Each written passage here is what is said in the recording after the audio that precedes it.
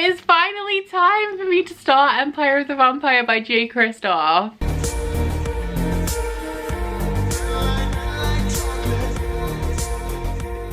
So this is my most anticipated release of 2021. It was released at the beginning of September in the UK. It is currently the 21st, I think, of October, so it's taken me a while to get to it. But I generally do just put off the books that I'm most excited about. I've heard that there are some crazy wild plot twists in here, and I'm just ready for it to blow me away. For those of you guys who are not familiar with my book diaries, this is going to be a spoilery reading vlog of Empire of the Vampire. I'm going to be reacting and talking about spoilery points throughout this book. So if you have not read this book and you do intend on reading it, then I would advise that you come back after, hi Hamilton, I would advise that you come back after reading the book and watch the video then. But if you do not know what this is about, if you're still watching this, I imagine you do, but I'm going to cover it anyway. This one is an adult grimdark fantasy from Kristoff, and it is set in this world where in the most present timeline the sun set 30 years ago and never rose again, so vampires and possibly other creatures of darkness have taken over the world and they're trying to eradicate humanity. So our main character, Gabriel de Leon, is the last Silver Saint, and the Silver Saints are a holy order of people who are fighting back against these forces of darkness to protect humanity. This book is told in like Name of the Wind, Interview of the Vampire style, so I think we find Gabriel after he's been kidnapped by some of his enemies who are trying to extract information from him, and he is telling them his life story, assumedly starting off from when he's a child. And I think his life story is going to cover the trilogy, although I haven't read it. I don't know for sure, but I'm so excited for this. I love Nevernight. Nevernight is one of my favorite series of all time, and I'm just really excited to get into this. I've heard great things. I've heard there's crazy plot twists. Nevernight, the whole trilogy, just really blew my mind. Apart from I did feel like the end was a tad fan servicey for Nevernight. I was a little bit disappointed in that, but I've also heard that there's like blood smut in here, there's plenty of gore, they're not fun sparkly vampires, and I'm just really excited to dive in, so I'm gonna go ahead and do that.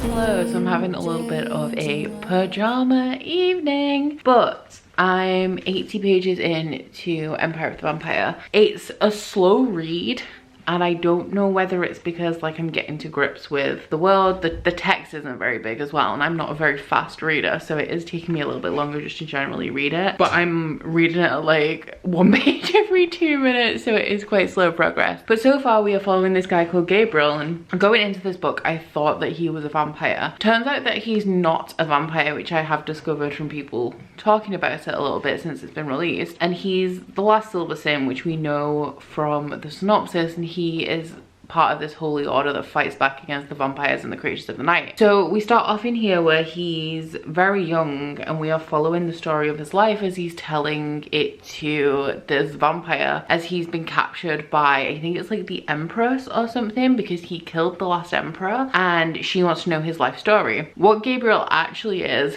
a vampire half-breed. So he is the bastard son of a blacksmith. He always thought that the blacksmith was actually his father, even though he knew he was conceived out of wedlock. But it turns out that he's actually the son of a vampire. So essentially he has a little bit of a girlfriend when he's a teenager, and they're getting down and dirty, and he accidentally feeds off her because he has this undeniable thirst, shall we say, and that turns into this kind of witch hunt in his town, and he's recruited by this holy order of Silver Saints, where it's revealed to him that he is actually a half-breed. It's reminding me a lot at the minute of Red Sister by Mark Lawrence, which is interesting actually, because I always say that like if you like Nevernight, you'll like Red Sister, because they're essentially the same story, except instead of this assassin school that's just like a regular assassin school, I guess, you have a convent full of assassin nuns. And in this, Gabriel has been, or is where I'm up to currently, being inducted into this monastery for these half-breeds, and they also have a convent that runs alongside them, although apparently women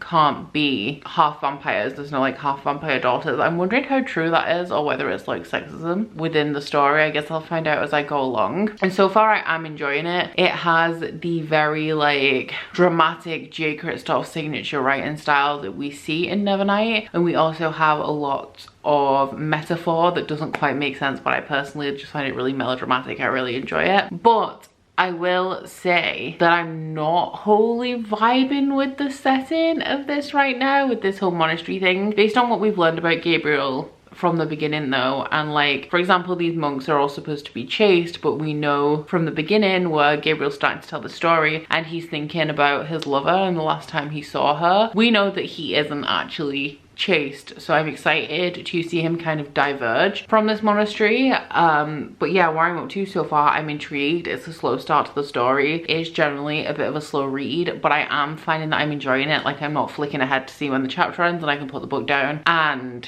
like, I'm kind of invested in it, I guess. I thought I would just give you a little bit of an update because essentially I went out last night, so I'm not hungover today, but I am a little bit tired because I didn't get too much sleep, and it is about 8 p.m. so I'm gonna go and get in bed and read. So before I did that, I thought I would let you know my thoughts so far. So I'm currently on page 180 of this now. I read an entire section of this book last night in bed. I'm seeing a lot of similarities to Nevernight in here, and how J. Kristoff's writing style is pretty much exactly the same. I'm also noticing within the writing that we have kind of a version of footnotes. So a lot of people criticize Nevernight because they can't make it past the footnotes, because you'll have like a little asterisk in the middle of the paragraph, and at the end of the page it will give you like a little aside about world building that's not like embedded into the text. Now in here it is done in a similar way, but I can see what's being done and I really can't see past it. So Gabriel is narrating his story to this cold blood. Is he called like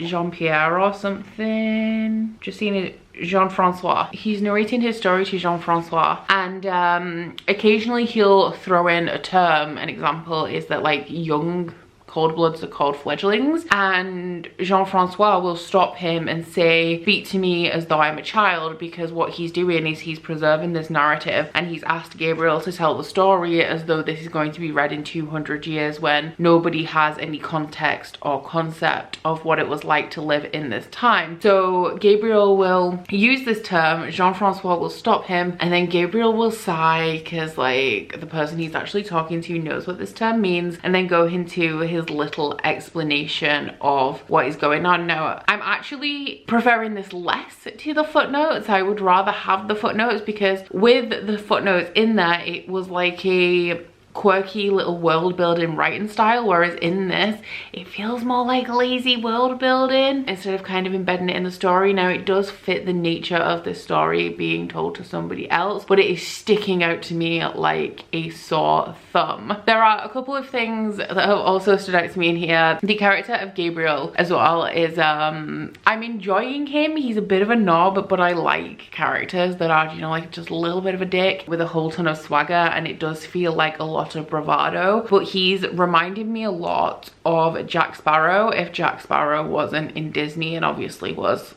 this vampire slash vampire slayer instead of a pirate. So kind of like Billy Butcher in The Boys kind of vibes, because Billy Butcher is also very obviously modeled off Jack Sparrow, and I am enjoying the swagger a little bit. I will say that it's feeling a little bit, I want to say like quirky for the sake of being quirky, like Manic Pixie Dream Girl kind of thing, but with a big sweary guy. Like there's a lot of swearing in here. There's a lot of J. Kristoff's typical writing style where like he'll use unusual swear words, I want to say, and like mash them together like twat waffle, which is something that a couple of my patrons use, and that's what they call me, so that's the one that I remembered. I don't know, because I am enjoying it, but I also feel like I'm noticing it a lot. This is the thing with being in the book community to the point where like you follow authors and stuff on social media. It kind of breaks the barrier where you know the artist, even though I don't know J. Kristoff. I see him in a setting where he is himself, not just the narrator that is giving me a story, so you start to see bits of the person in the text, and it breaks that barrier a little bit. And for me, it can kind of ruin the story. Like, for me, the more you know about an author, the worse it is, because you kind of bring that into the text with you, which when I'm reading for escapism. I don't want that to, I just want to be immersed in the story, you know, and enjoy it. And I have noticed that with other authors as well, and it grates on me, but obviously it's kind of my own fault for paying attention to them on social media. Something I have noticed about the world in here that I really like is that when a vampire is killed, they kind of return to the state of decomposition they would be in if they hadn't been turned into a vampire. So Gabriel chopped the arm off an ancient, which is one of the cold bloods of vampires that are centuries old, and his arm immediately turned to ash, which was very Buffy. Enjoyed that a lot. But then he also killed a fledgling, and the fledgling, who has been alive for a lot shorter amount of time, or been a vampire for a lot shorter amount of time, like shriveled into a husk, because at that point in decomposition they wouldn't have fully disintegrated. So that's a pretty interesting take on vampires that I have enjoyed. But overall, like, I am enjoying the story. It has picked up a lot now. We've gone into, the timeline in here isn't linear, so the first section we follow the early beginnings of Gabriel joining this monastery and discovering what he is and stuff, and then the second section goes into the narrative of how he found the Grail, which is the reason why Jean-Francois is interviewing him, because they're interested in the Grail, which supposedly can end this forever night that they've been living in. And we see him meeting up with some characters that we met in the first section, but when they're much older. I'm really interested in Sorsha, who has this giant mountain cat. I do really like her. And it also seems, I figured that he married Astrid just from the way that she was described in the first section, but we have had that confirmation in this second section, and now we are going back to him being at the monastery and a little bit more of his early beginnings. So obviously at this point I don't know whether it's going to continue to hop through the two and alternate between the timelines throughout the entire book. And I'm also wondering about the scope of the series, if we seem to be covering early timeline and more recent timelines in this first book. I'm on page, I said I was on page 175, I'm actually on page 180 because there's lots of like empty-ish pages when you start a new section. And I want to read about 200 pages today. I'm doing Patreon sprints at 1:30, so I haven't done any this week with being busy, and we're having scruffy Sunday sprints. I'm really excited, but I don't really have any plans today other than to read and work out a little bit later on. I also have the Buffy watch along, so my plan is to just read, and I want a minimum of 200 pages, but my next checkpoint is going to be book 4, which is in 100 pages time. I've been singing all the new ones. My love is wasted, left me addicted. You took the part away from me, let me down, colored in blue. I've been singing all the new ones. My heart is bleeding, forget the feeling. You say my heart is stop and listen now. I feel to use and numb now that you are gone. I'm done crying day and I for both of us, and I say go on, and I say go on. After all these years you asked me back, time is changing, I'm still hurting. I've been saying Get out of my book. His entire body is in my book. The whole thing.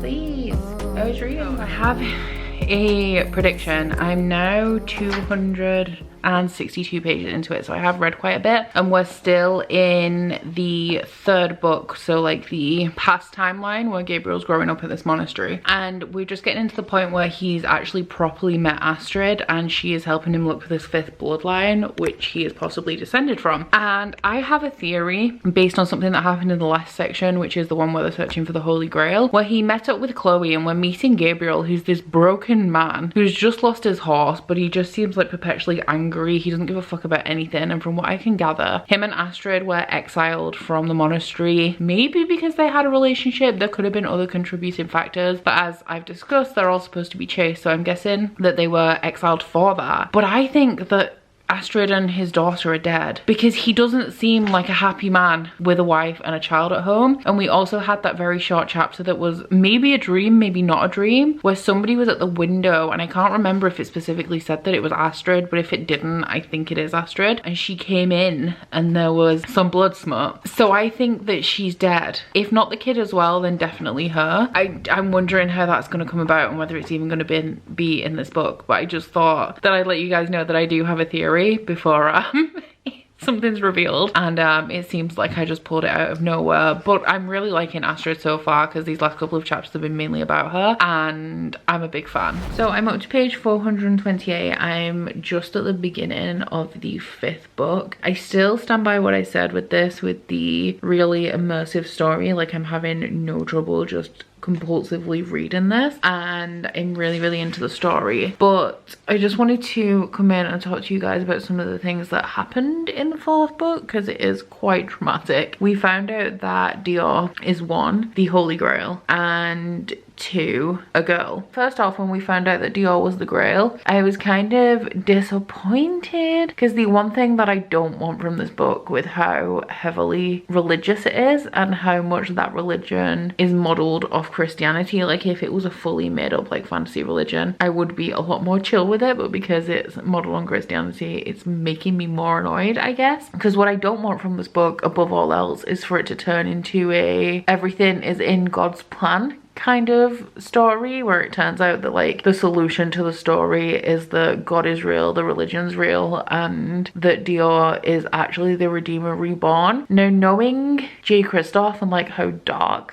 this story is and how he writes grimdark fantasy, I don't think that that is actually going to be the case, which I'm happy about. And I'm also hoping for a really clever, not necessarily plot twist, but explanation of all of the kind of fantastical things, like how this eternal night came about and who Dior is, and maybe an explanation for the religious elements that isn't necessarily what people think it is. Dior being a girl, I don't really have much to say about because I've just, like, you find out right at the end of book 4 before it goes into book 5. So we've had no kind of follow-up on that other than the mutual realization that Dior is in fact female. And the only other thing really of note to talk about is the fact that all of the characters just died except possibly Chloe in the Holy Grail timeline, and I'm really sad about it because I really liked Saoirse, and I also of course loved the lion Phoebe, and I'm even more sad about it because Phoebe was a lion, and we've not only had the death of Phoebe in this one, which was really brutal and kind of upsetting. I mean, it happened at like the page 390 mark, so while I was getting attached to them and those were the characters out of the band that I enjoyed the most, at least it was early. Like, it would have hurt more if it had happened in like book 2 or 3. I would have been probably actually upset about it at this point because it happened so early in the book, or like it's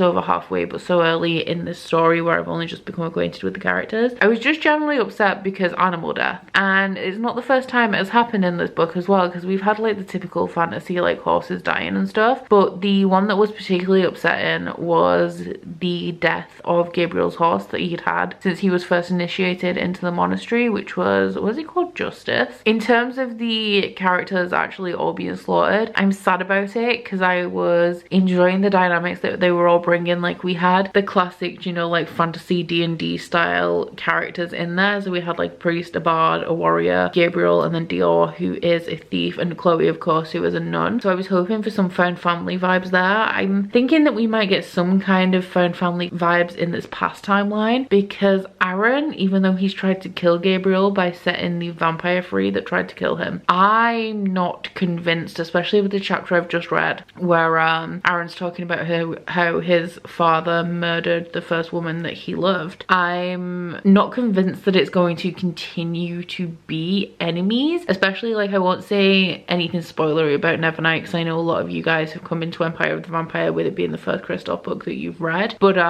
the way that enemies are treated in Nevernight makes me even more suspicious and hopeful that we're going to get a thing between Gabriel and Aaron. And I'm also really excited about it because I love stories that have that bromance, especially if they start in hatred, where these two characters have a rivalry and they hate each other, and then eventually they kind of begrudgingly become allies or friends, and then that blossoms into like brotherhood almost. So yeah, there's lots of things about it that I'm enjoying now. I'm getting more into the writing. I'm still seeing through it a lot and seeing like narrative devices that I'm finding kind of disjointed. Another example of that would be how at the end of every book we have Jean-Francois, who kind of guides the story. Like the last paragraph of every book is Jean-Francois being like, you know, eventually we have to return to the monastery and you have to tell me what happens next, or you can't keep skipping ahead to the Holy Grail story. It would be much better if the timeline was linear, like all of that kind of stuff. But I think the reason why I'm not vibing with the writing style as much in this one in particular as opposed to Nevernight, even though I can very clearly see that it's J. Kristoff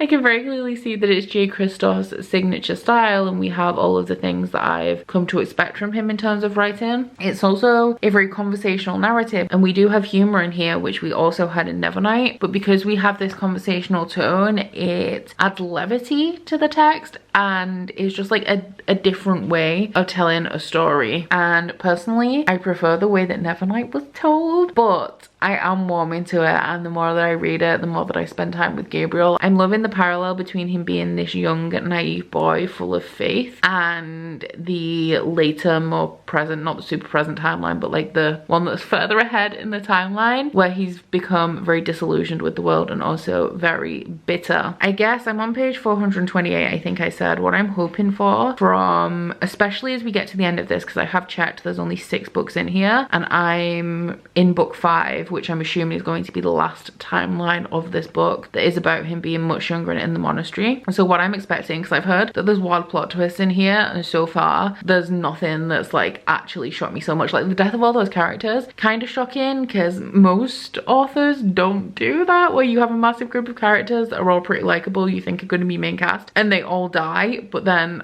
it's the kind of thing that I expect a little bit from Kristoff. So I'm expecting some shocking plot twists coming towards the end of this book, and then with book 6, of course, being the last book, assumedly, in the Holy Grail timeline, I'm expecting the same from that. So back to my theory that Astrid is dead. I'm on page 455, and it's where Gabriel's just returned to the monastery after fighting Lorvos, and he's seen Astrid for the first time, and throughout this section especially, I've noticed it, and now that he's in the room with her, he's thinking about her blood a lot, and I'm wondering if he was actually the one who accidentally killed her. I do have doubts about my theory because he seems to have some unresolved business with the Beast of Verlaine. Then he doesn't seem angry enough with the Beast of Verlaine for it to be anything to do with Astrid or his daughter. But yeah, there's definitely something going on there, and I definitely don't think that she's alive. As well as that, I also haven't touched upon his father. I feel like his father's going to be someone significant. Possibly the Emperor. I can't remember what they call him, but like the Emperor that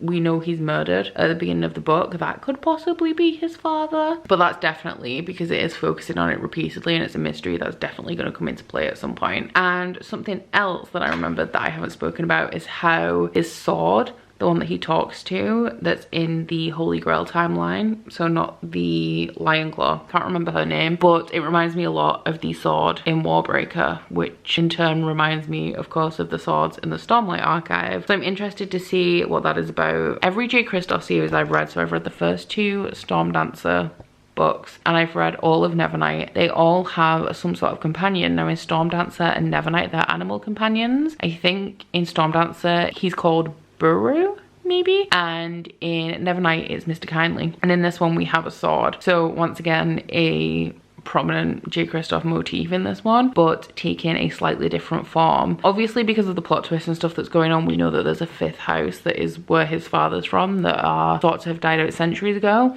But given this motif, I would have assumed that he would have been of the vampiric house that can speak to beasts, because then he would have an animal companion. But no, we're going a different route with this one, but still the same.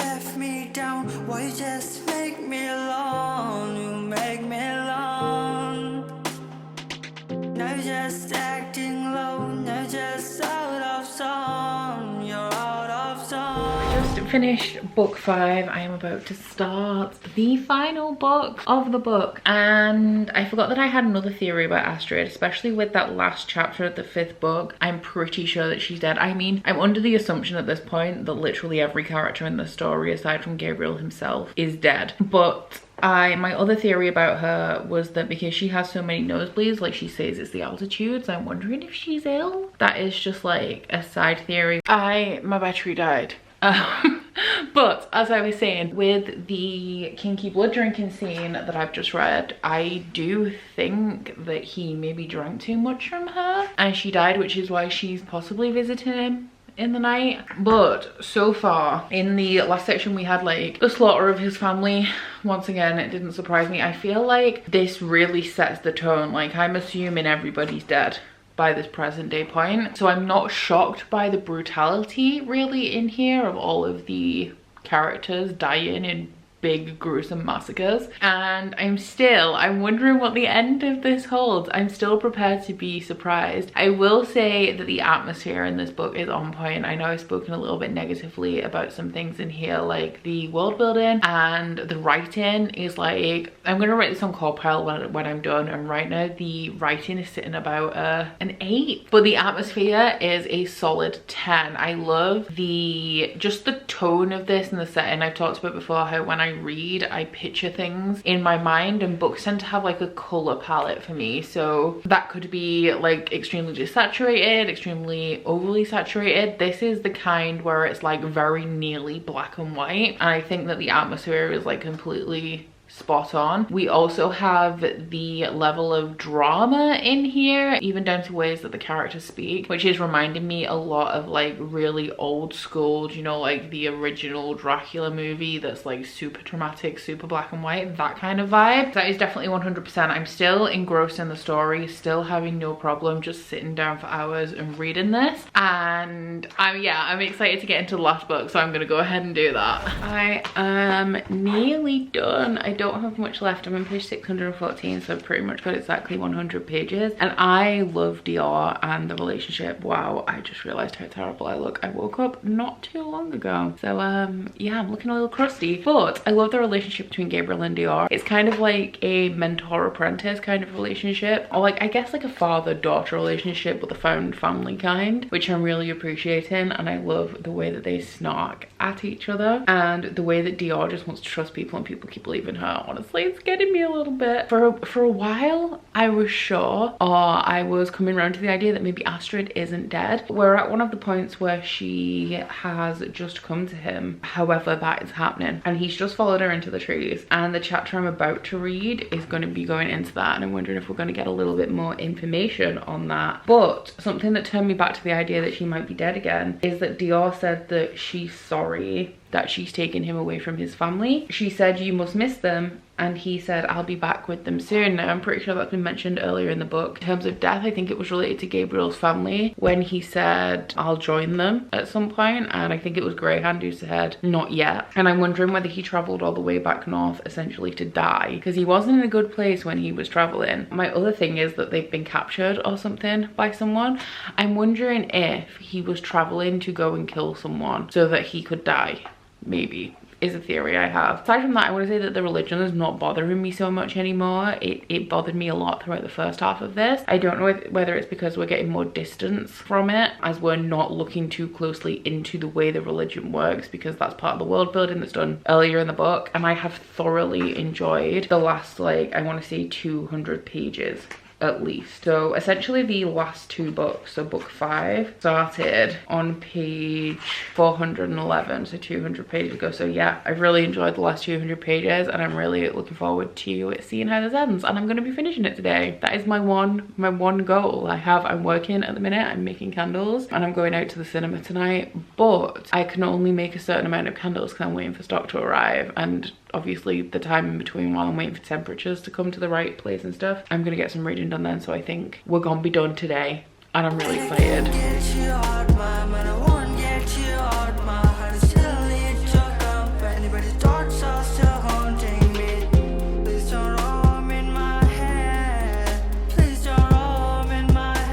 Okay, so I'm on page 639 and Astrid and Patience are like 100% dead. He's talking to Aaron. They've gone to, is it Chateau Aveline? Yes. Chateau Aveline. Aaron has approached him in the church and asked where Astrid and Patience are, and Gabriel said they're waiting for me, and Aaron said at home, and Gabriel asked where else would they be, and Aaron said pretty much the thing that I said to you guys. If Patience and Astrid are at home, then why is Gabriel here? And apparently he's going to kill the Emperor, and Aaron told him that was a suicide mission. So yeah, they're definitely dead, and when he says they're waiting for him, they're waiting for him to die. So he's gonna go and try and kill the king. I'm not sure whether the king did this to him, like killed his family, or whether he just knows that's his best chance at dying if he throws himself at the king. Like, he might win, he might kill the king, but there's also a big likelihood that he will die. We've also had some suicidal thoughts in earlier chapters when Gabriel has been talking to Jean-Francois and how he's tried to kill himself previously and he's not actually able to do it. So I'm not sure where this timeline sits. I'm assuming if he's going to kill the king, is that the end goal of the series maybe? Where he kills the king and ends, I'm assuming so, he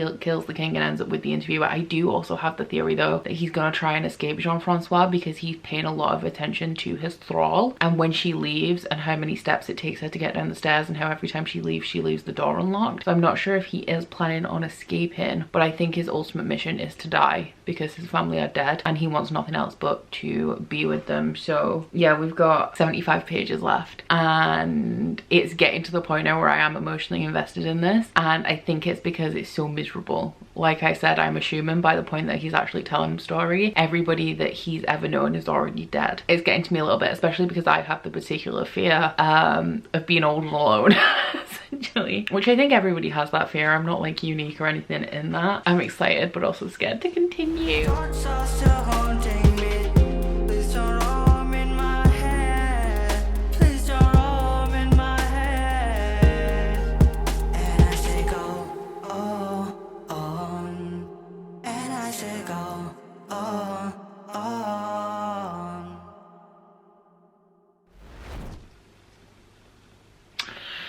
So I read the Wednesday chapter from the 2 chapters that followed, and I'm not okay about it. I fucking knew. I knew she was dead. I have like 50 pages left, I think. I'm on page 667, so 48, yeah. So yeah, we're gonna finish those up. I think the worst has come, but I've heard that this book ends on, I don't know whether it's a cliffhanger necessarily, but it ends somewhere where people are desperate for the next book. So yeah.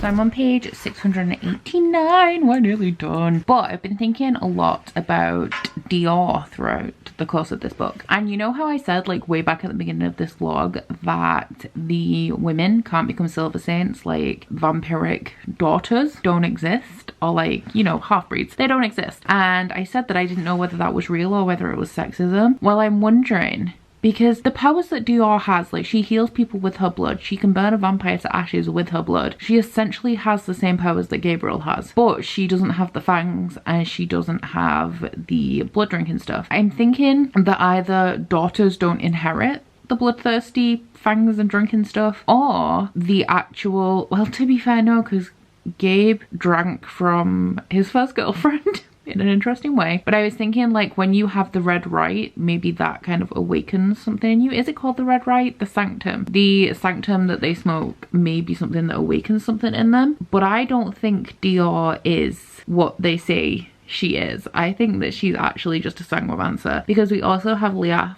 as well, or Liath, and they have similar abilities. They make weapons out of blood. They're clearly part of the Asani house that Gabriel is part of, which he doesn't seem concerned about. I thought he'd be kind of excited to see somebody who, not excited, but like intrigued at finding a vampire with the same powers as him from the same house that he's descended from, because he really doesn't know the capabilities of his powers because nobody ever taught him, because this house is thought to be centuries dead. But yeah, I don't think, because Liath even said like she's not what you think she is and she wants to take Dior away. So I think that it's actually that she's a sanguimancer, not that she's the Redeemer Reborn. Hello, I finally did it.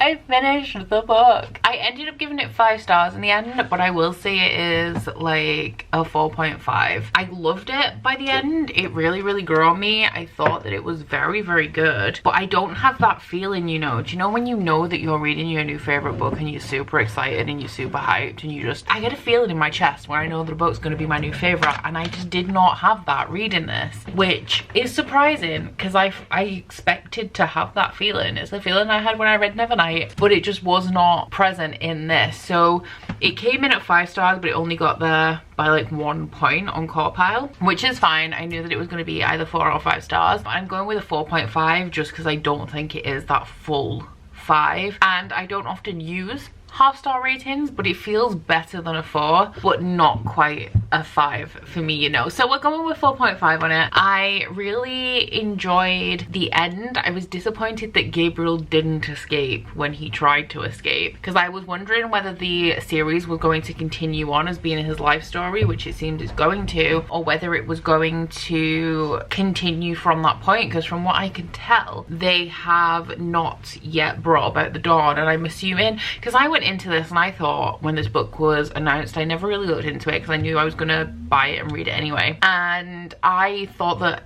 Gabriel was going to be a vampire. I didn't think he was going to be a silver stained. I feel like he's going to be the anti-hero or the reluctant hero of the series, and as I suppose a part of me is a little bit disappointed that he is kind of this hero figure. He keeps saying he's not the hero, but his heart is in the right place, you know. He's still working towards the side of good, even if he's not doing it in the most conventional of ways. So I will say that there is like a little bit deep down inside of me that is disappointed that that is not the story that I got, but I did still really like it for what it was, even though it's not what I originally thought way back when it was announced it was going to be. But I'm a little disappointed. I was hoping for a real dynamic finish with him like escaping and then the new book would start from there, but I'm absolutely fine with it continuing on to be the story of his life. Something else that I really didn't expect was Liath turning out to be his sister, because when we got to the point where it was hinted at, I guess, or when it was only in that chapter, so it wasn't like super far before, but when we kind of started to notice that maybe Liath was somebody that Gabriel knew, I will admit I flipped the page, I saw the illustration and I thought it was going to be Astrid, but I had no clue before that, no idea that Liath was going to be somebody who Gabriel knew. So that is the one thing in this book that truly took me by surprise, and I'm sad that that is the one thing that we're kind of left with unresolved going forward, where he's about to meet with Celine and find out what happened to her. Now she says that she's existed, or that they've existed, I guess, because they refer to themselves in plural, that they've existed but even before the Forever King. So I'm assuming that Celine has joined with some sort of like body of power as opposed to a person, and that is what has made them Liath, which is apparently their title. And I'm very excited, like going forward, that is the thing that I'm most excited to hear about. I'm also assuming we're going to be flicking back between the two timelines in the next book, so we're going to get all of Gabriel's prowess in battle up until the point where we reach the Holy Grail timeline, as well as where he went from there. And I'm wondering if the third book is going to continue with his life story, or whether it is going to diverge from that and then continue from that point, because I am still assuming, with this turning out to be more of a hero tale, even though, like I said, not conventional, that the end game for the series is going to be him ending the Eternal Night somehow. So yeah, 4.5 stars, really enjoyed it. The religious aspects annoyed me throughout the beginning, but I got over it throughout the middle, and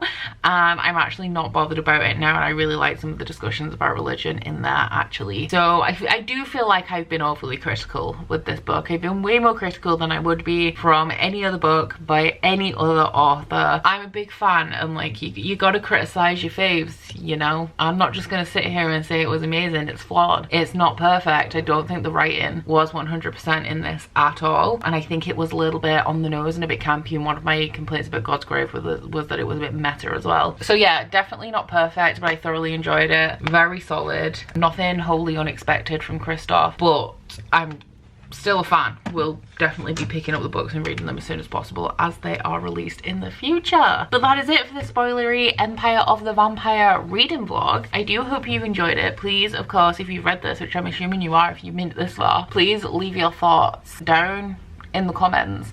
and let me know what you guys thought of Empire of the Vampire. But aside from that, guys, thank you so much for watching this vlog. I hope you enjoyed it if you made it this far. If you did, please don't forget to like if you liked it and subscribe if you wanna, and I'll see you guys sometime in the future. Bye. Oh, you bite your friend like chocolate. You say you're real go where nobody knows, with guns hidden under our petticoats. We're never gonna quit it, no, we're never gonna quit it, no.